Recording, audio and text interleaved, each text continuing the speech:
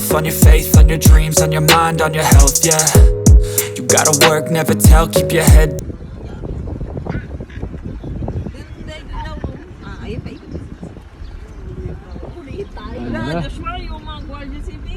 Ako.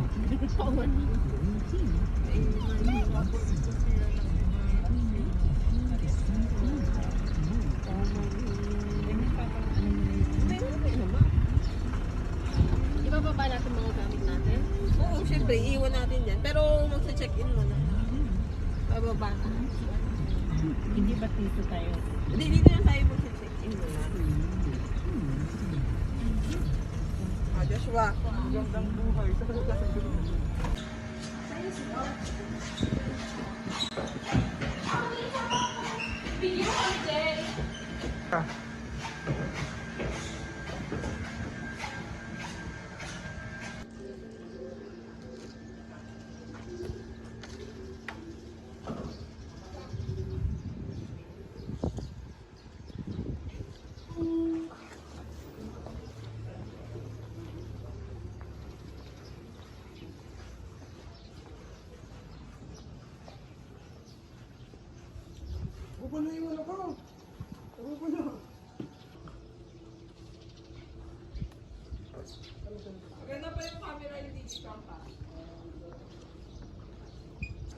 Ingat kayo ah.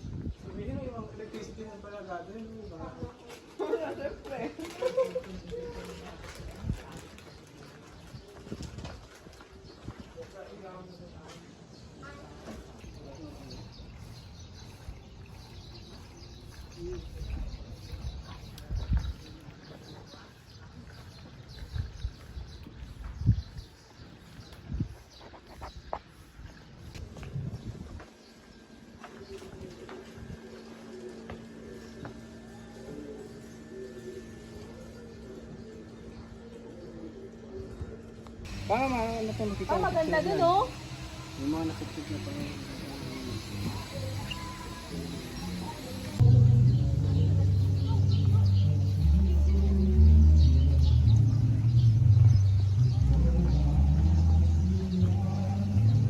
Wala pang nalimit ang kirebe?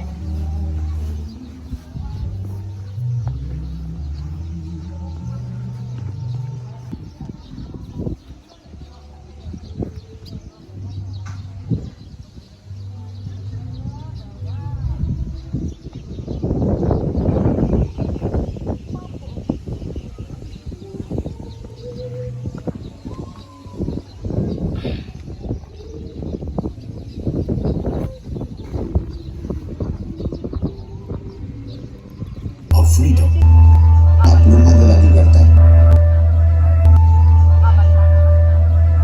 Dr. Jose Rizal, the national hero of the Philippines, is not only admired for his intellectual brilliance, but also for taking a stand and resisting the Spanish colonial government through his novels. The Book of No Limitangere, written in Spanish, is a sweeping and passionate unmasking of the brutality and corruption of Spanish rule in the Philippines. The protagonist Crisostomo Ibarra exemplified the vision that Jose Rizal had aimed for the youth of the Philippines during his time, while others attribute Ibarra as Rizal's reflection of himself. Sisa is thought to have represented the motherland who was suffering as her character have suffered with the loss of her children, and the tragic events in her life represented the abuse that the motherland received from her colonizers. And Padre Damaso, the main antagonist of the novel, symbolizes the Spanish friars of Rizal's time and is a comment on the Spanish control and overwhelming power over the Philippines.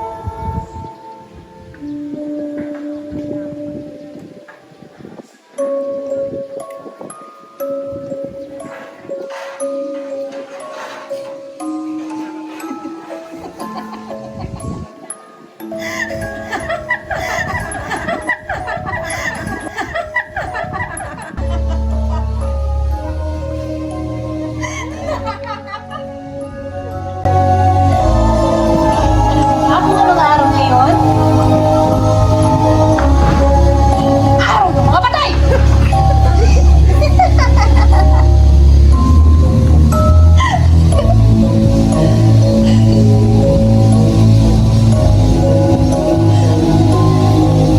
Nakikita mo ba ang liwanag na yun? Yun ang anak ko. Si Basilio. At si Crispy.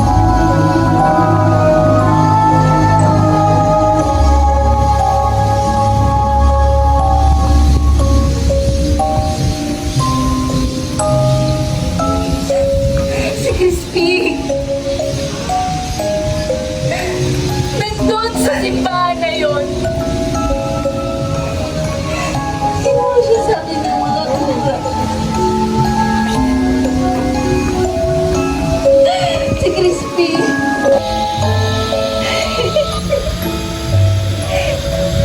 Hindi ako maaaring magkamali. Nandito lang si Basilio. Basilio? Karate ngayon, nakapula. Yan si Basilio. Basilio? Anak! Basilio! Kanina ka pa hinahanap ng nanay ka. Samahan mo ako. Ikaw naman!